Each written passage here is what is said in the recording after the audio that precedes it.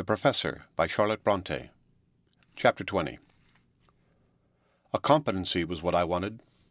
A competency it was now my aim and resolve to secure. But never had I been farther from the mark. With August, the school year, l'année scolaire, closed, the examinations concluded, the prizes were adjudged, the schools dispersed, the gates of all colleges, the doors of all pensionnats shut, not to be reopened till the beginning or middle of October. The last day of August was at hand, and what was my position? Had I advanced a step since the commencement of the past quarter? On the contrary, I had receded one. By renouncing my engagement as English master in Mademoiselle Rothier's establishment, I had voluntarily cut off £20 from my yearly income. I had diminished my £60 per annum to £40, and even that sum I now held by a very precarious tenure. It is some time since I made any reference to Monsieur Paulet. The moonlight walk is, I think, the last incident recorded in this narrative where that gentleman cuts any conspicuous figure. The fact is, since that event, a change had come over the spirit of our intercourse. He, indeed, ignorant that the still hour, a cloudless moon, and an open lattice had revealed to me the secret of his selfish love and false friendship, would have continued smooth and complacent as ever.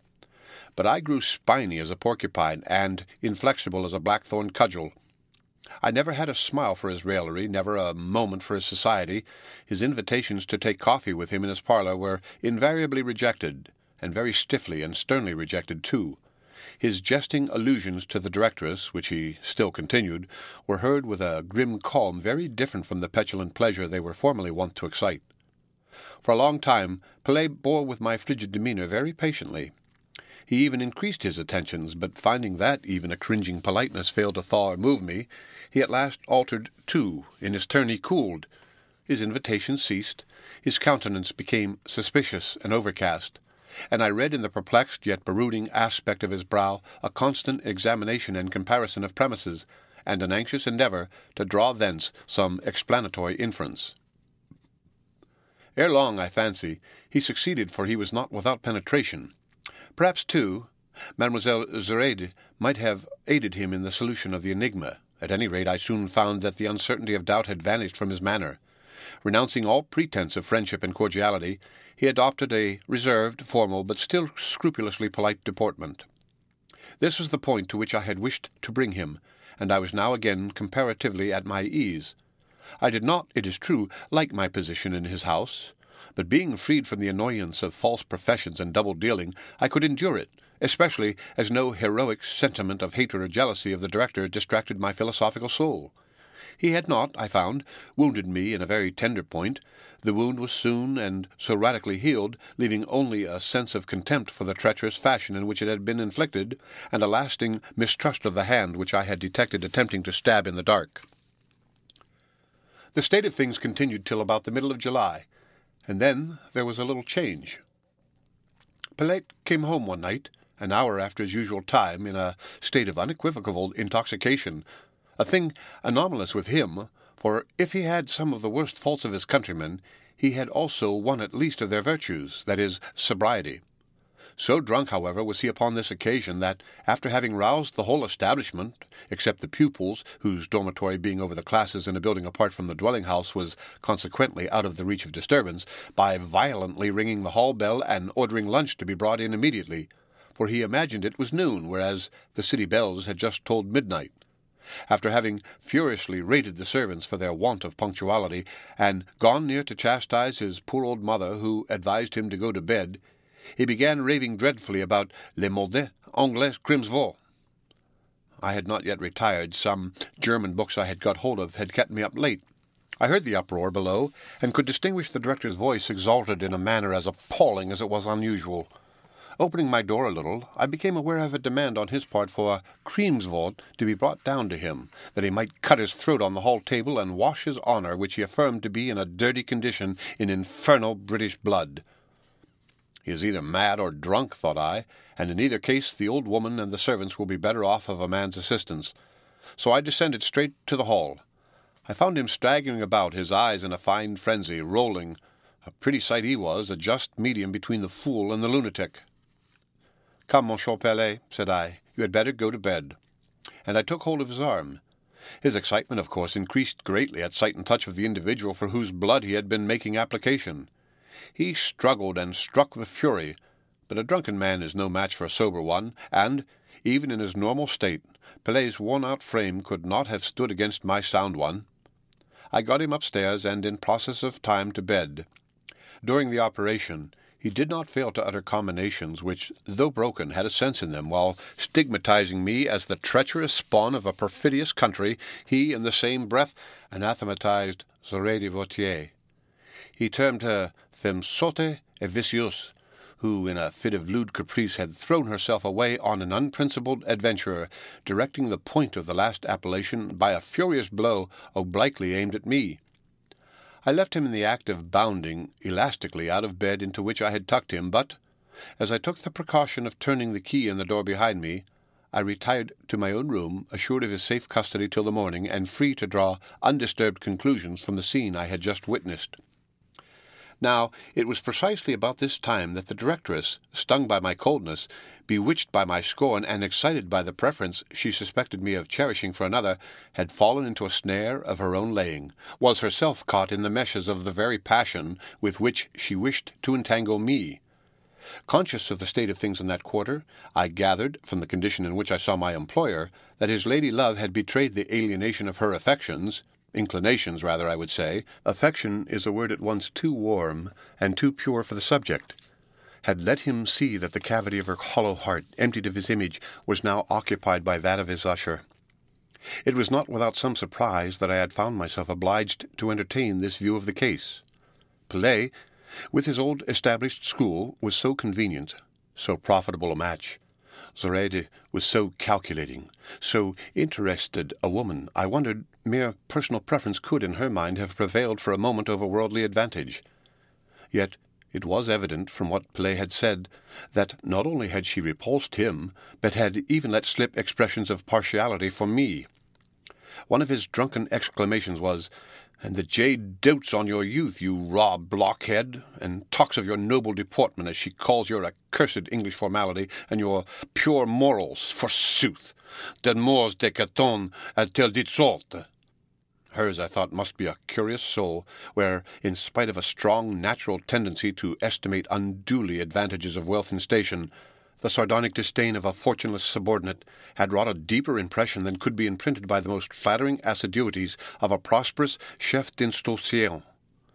I smiled inwardly, and, strange to say, though my amour-propre was excited not disagreeably by the conquest, my better feelings remained untouched. Next day, when I saw the directress, and when she made it an excuse to meet me in the corridor, and besought my notice by a demeanour and look subdued to hello humility, I could not love, I could scarcely pity her. To answer briefly and dryly some interesting inquiry about my health, to pass her by with a stern bow, was all I could. Her presence and manner had then, and for some time previously and consequently, a singular effect upon me. They sealed up all that was good, elicited all that was noxious in my nature. Sometimes they enervated my senses, but they always hardened my heart. I was aware of the detriment done, and quarrelled with myself for the change. I had ever hated a tyrant, and behold, the possession of a slave, self-given, went near to transform me into what I abhorred. There was at once a sort of low gratification in receiving this luscious incense from an attractive and still young worshipper, and an irritating sense of degradation in the very experience of the pleasure. When she stole about me, with the soft step of a slave, I felt at once barbarous and sensual as a pasha. I endured her homage sometimes I rebuked it. My indifference or harshness served equally to increase the evil I desired to check. "Qu'il est dedans, lui c'est bien," I once overheard her say to her mother. "Elle est beau comme Apollon quand elle sourit de son air hautaine." And the jolly old dame laughed, and said she thought her daughter was bewitched, for I had no point of a handsome man about me, except being straight and without deformity. "Pour moi," she continued, "il me fait tout l'effet d'un château avec ses bicyclettes." Worthy old girl, I could have gone and kissed her had she not been a little too old, too fat, and too red-faced. Her sensible, truthful words seemed so wholesome contrasted with the morbid illusions of her daughter. When Pelet awoke on the morning after his frenzy fit, He retained no recollection of what had happened the previous night, and his mother fortunately had the discretion to refrain from informing him that I had been a witness of his degradation. He did not again have recourse to wine for curing his briefs, but even in his sober mood he soon showed that the irony of jealousy had entered into his soul. A thorough Frenchman, the national characteristic of ferocity had not been omitted by nature in compounding the ingredients of his character. It had appeared first in his access of drunken wrath, when some of his demonstrations of hatred to my person were of a truly fiendish character, and now it was more covertly betrayed by momentary contractions of the features and flashes of fierceness in his light blue eyes, when their glance chanced to encounter mine. He absolutely avoided speaking to me. I was now spared even the falsehood of his politeness. In this state of our mutual relations, my soul rebelled, sometimes almost ungovernably, against living in the house and discharging the service of such a man. But who was free from constraint of circumstances? At that time I was not. I used to rise each morning eager to shake off his yoke and go out with my portmanteau under my arm, if a beggar, at least a freeman, and in the evening, when I came back from the pensionnat des demoiselles, a certain pleasant voice in my ear, a certain face, so intelligent yet so docile, so reflective yet so soft in my eyes, a certain cast of character at once proud and pliant, sensitive and sagacious, serious and ardent in my head, a certain tone of feeling, fervid and modest, refined and practical, pure and powerful, delighting and troubling my memory. Visions of new ties I longed to contract, of new duties I longed to undertake, had taken the rover and the rebel out of me, and had showed endurance of my hated lot in the light of a Spartan virtue. But Pelet's fury subsided. A fortnight sufficed for its rise, progress, and extinction. In that space of time the dismissal of the obnoxious teacher had been effected in the neighbouring house, and in the same interval I had declared my resolution to follow and find out my pupil, and upon my application for her address being refused, I had summarily resigned my own post. This last act seemed at once to restore Mademoiselle Routier to her senses. Her sagacity, her judgment, so long misled by a fascinating delusion, struck again into the right track the moment that delusion vanished. By the right track, I do not mean the steep and difficult path of principle. In that path she never trod, but the plain highway of common sense, from which she had of late widely diverged. When there she carefully sought, and having found, industriously pursued the trail of her old suitor, Monsieur Pelet. She soon overtook him. What arts she employed to soothe and blind him I know not, but she succeeded both in allaying his wrath and hoodwinking his discernment, as was soon proved by the alteration in his mien and manner. She must have managed to convince him that I neither was, nor ever had been, a rival of his, for the fortnight of fury against me terminated in a fit of exceeding graciousness and amenity, not unmixed with a dash of exulting self-complacency, more ludicrous than irritating. Pelet's bachelor life had been passed in proper French style with due disregard to moral restraint, and I thought his married life promised to be very French also. He often boasted to me what a terror he had been to certain husbands of his acquaintance. I perceived it would not now be difficult to pay him back in his own coin.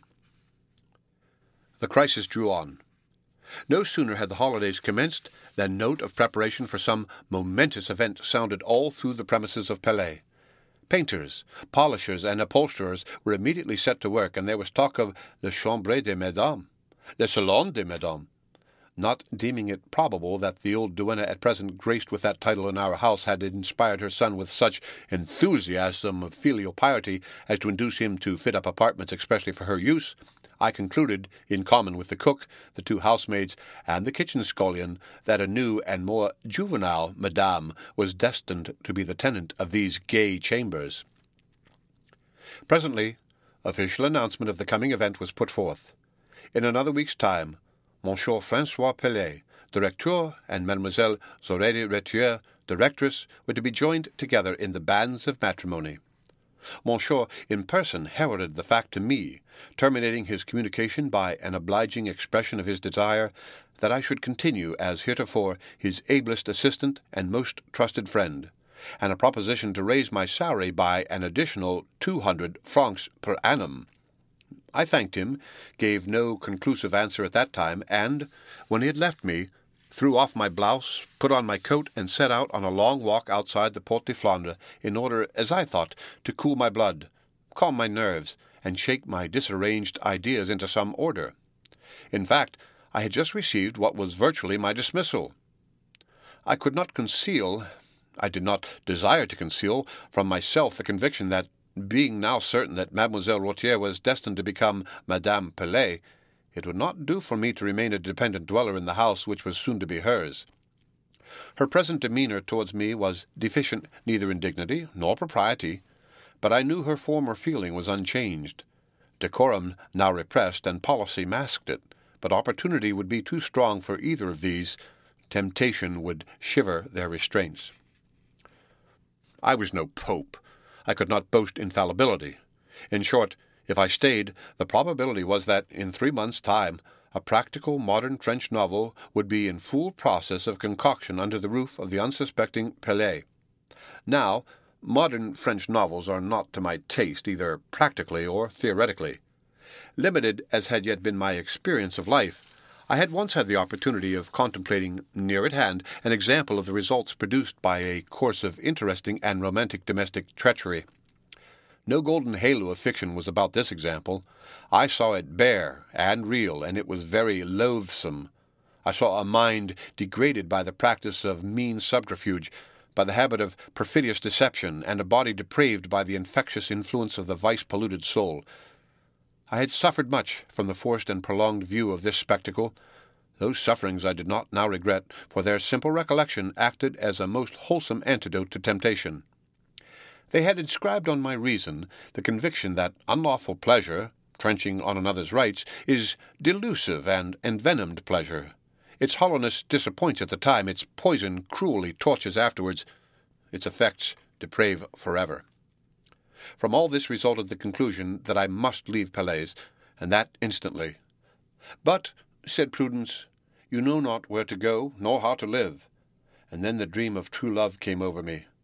Frances Henri seemed to stand at my side, her slender waist to invite my arm, her hand to court my hand. I felt it was made to nestle in mine. I could not relinquish my right to it, nor could I withdraw my eyes for ever from hers, where I saw so much happiness.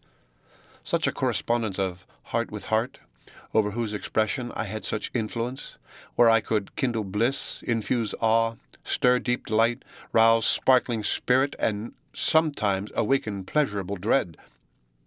My hopes to will and possess, my resolutions to merit and rise, rose in array against me, and here I was, about to plunge into the gulf of absolute destitution.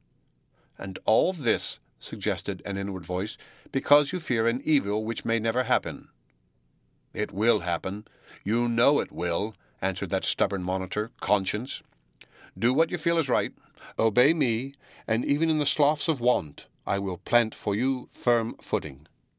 And then, as I walked fast along the road, there rose upon me a strange, inly felt idea of some great being, unseen but all present, who, in his beneficence, desired only my welfare, and now watched the struggle of good sad evil in my heart, and waited to see whether I should obey his voice, heard in the whispers of my conscience, or lend an ear to the sophisms by which his enemy and mine, the spirit of evil, sought to lead me astray.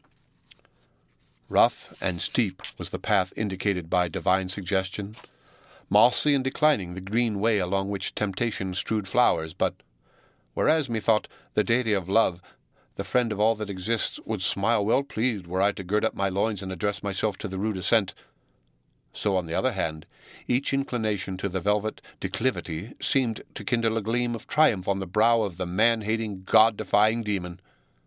Sharp and short, I turned round. Fast, I retraced my steps. In half an hour I was again at Monsieur Pelet's. I sought him in his study. Brief parley, concise explanation sufficed. My manner proved that I was resolved. He, perhaps at heart, approved my decision. After 20 minutes' conversation, I re-entered my own room, self-deprived of the means of living, self-sentenced to leave my present home with a short notice of a week in which to provide another. The end of Chapter 20.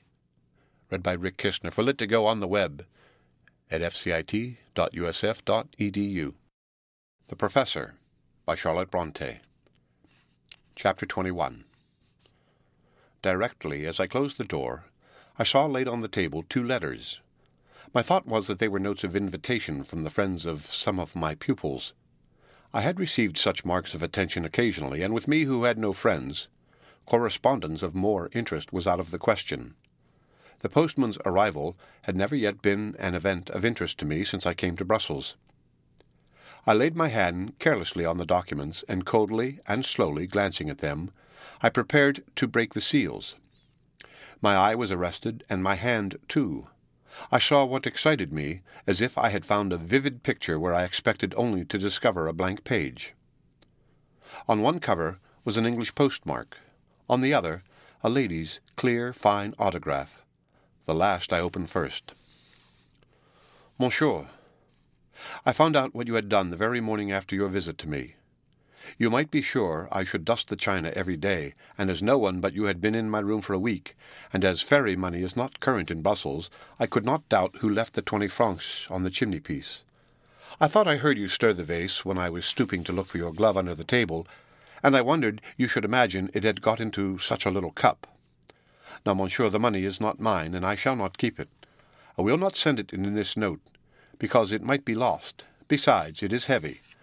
But I will restore it to you the first time I see you, and you must make no difficulties about taking it, because in the first place I am sure, monsieur, you can understand that one likes to pay one's debts, that it is satisfactory to owe no man anything, and in the second place I can now very well afford to be honest, as I am provided with a situation.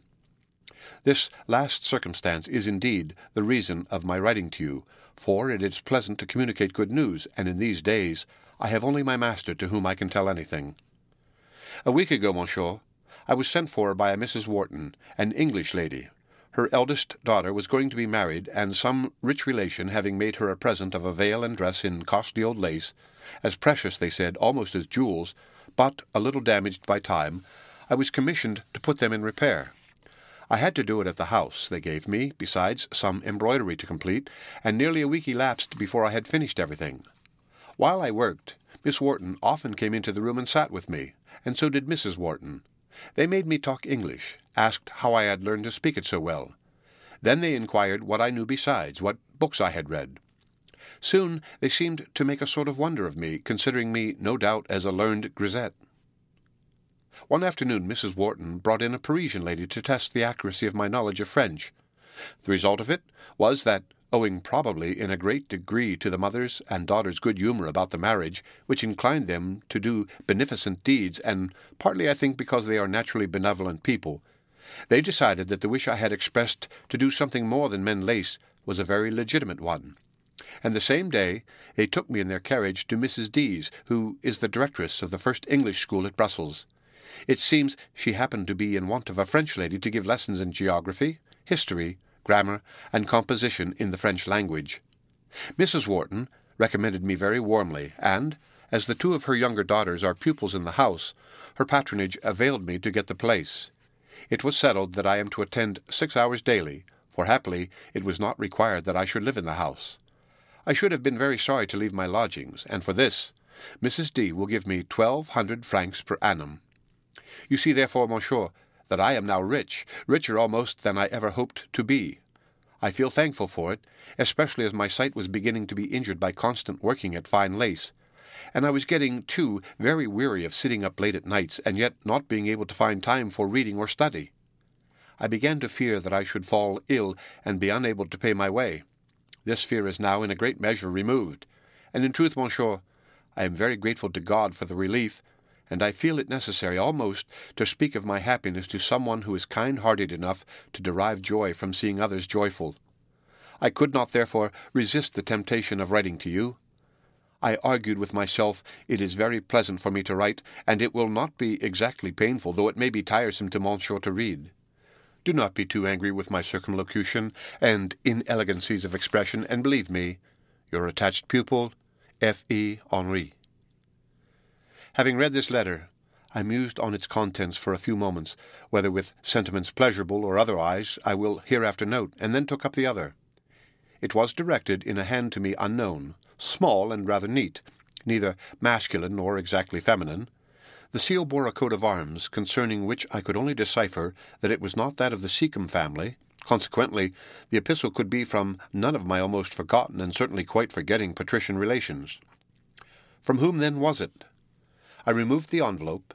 The note folded within ran as follows. I have no doubt in the world that you are doing well in that greasy Flanders, living probably on the fat of the unctuous land, sitting like a black-haired, tawny-skinned, long-nosed Israelite by the flesh-pots of Egypt, or like a rascally son of Levi near the brass cauldrons of the sanctuary, and every now and then plunging in a consecrated hook, and drawing out of the sea of broth the fattest of heaved shoulders and the fleshiest of waved breasts. I know this because you never write to anyone in England, thankless dog that you are. I, by the sovereign efficacy of my recommendation, got you the place where you are now living in clover, and yet not a word of gratitude or even acknowledgment have you ever offered in return. But I am coming to see you, and small conception can you, with your addled aristocratic brains, form of the sort of moral kicking I have, ready packed in my carpet-bag, destined to be presented to you immediately on my arrival. Meantime, I know all about your affairs, and have just got information by Brown's last letter that you are said to be on the point of forming an advantageous match with a pursy little Belgian schoolmistress, a Mademoiselle Zenobie, or some such name. Won't I have a look at her when I come over? And this you may rely on.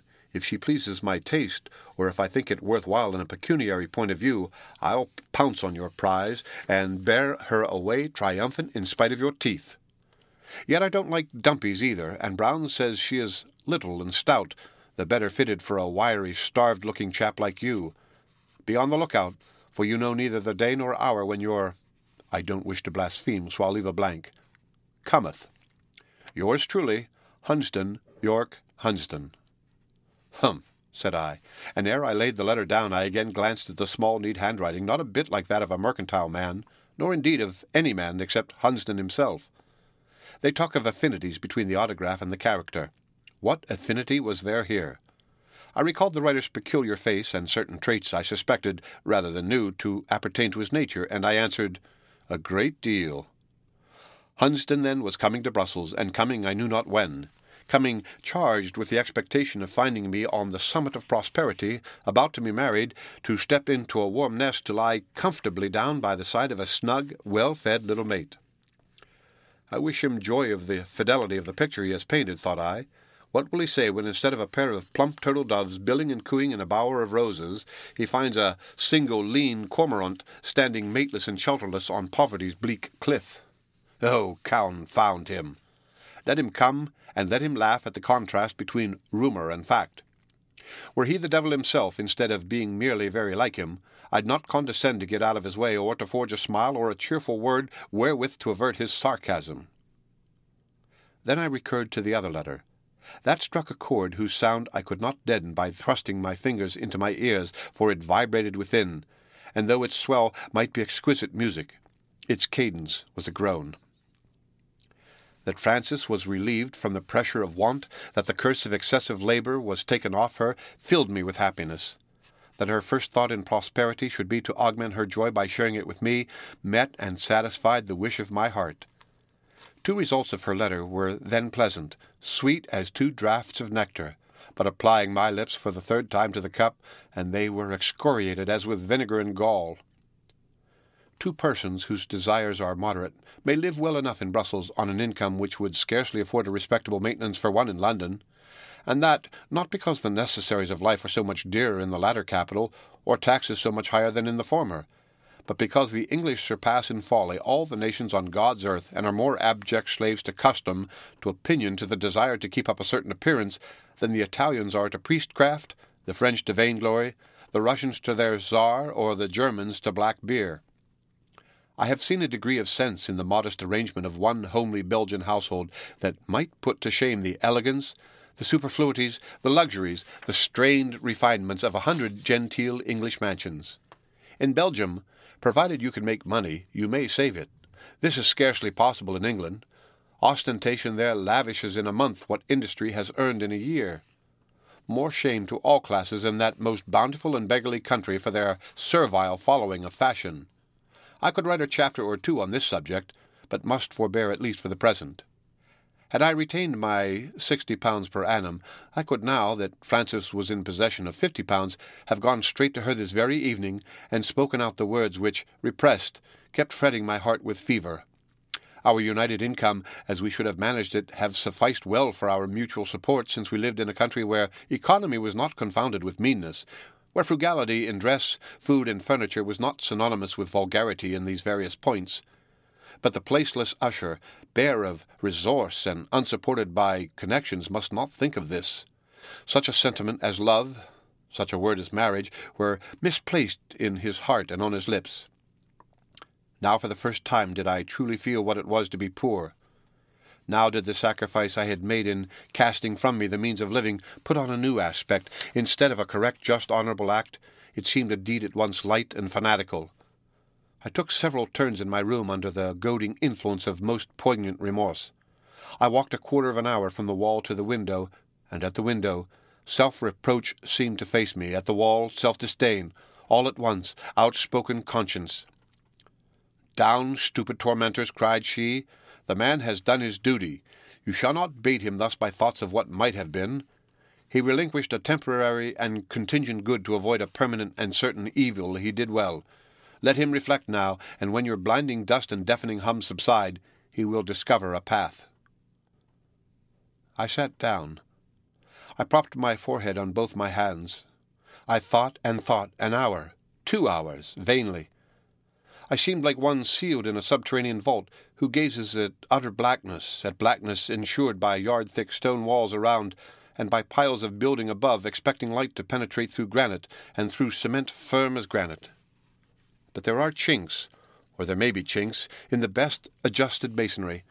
There was a chink in my cavernous cell, for eventually I saw, or seemed to see, a ray, pallid, indeed, and cold and doubtful, but still a ray, for it showed that narrow path which conscience had promised after 2-3 hours' torturing research in brain and memory.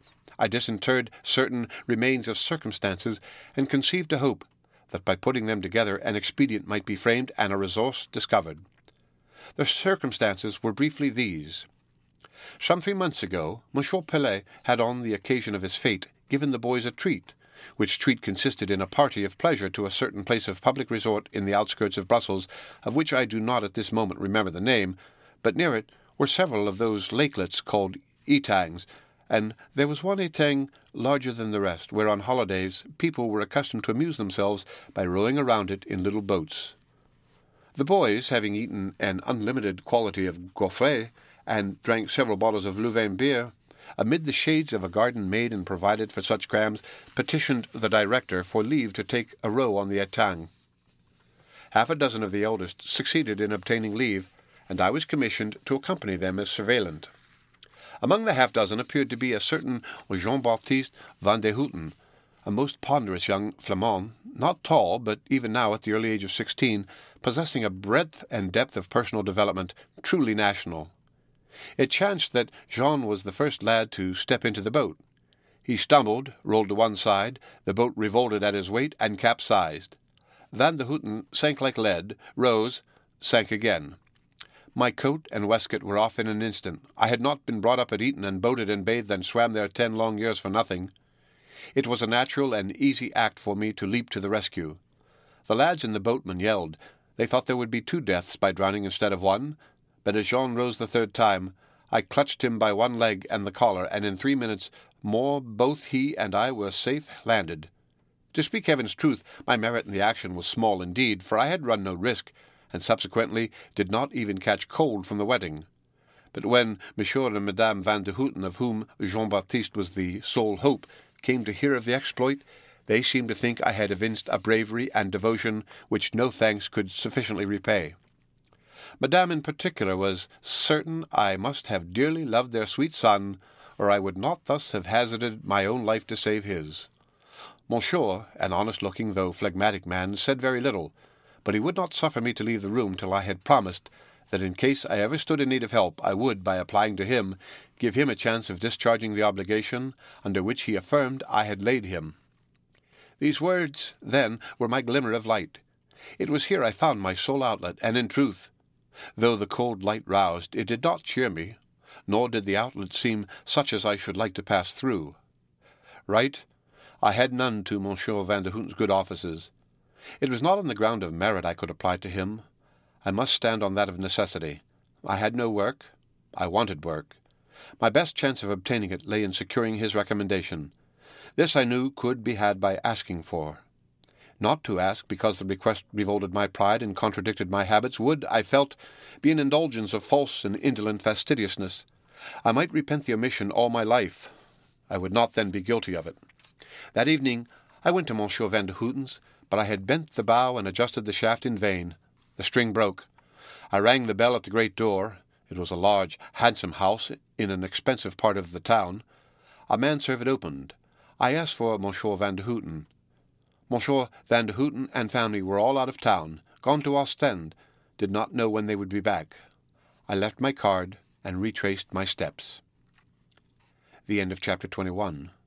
Read by Rick Kishner for Lit2Go on the web at fcit.usf.edu.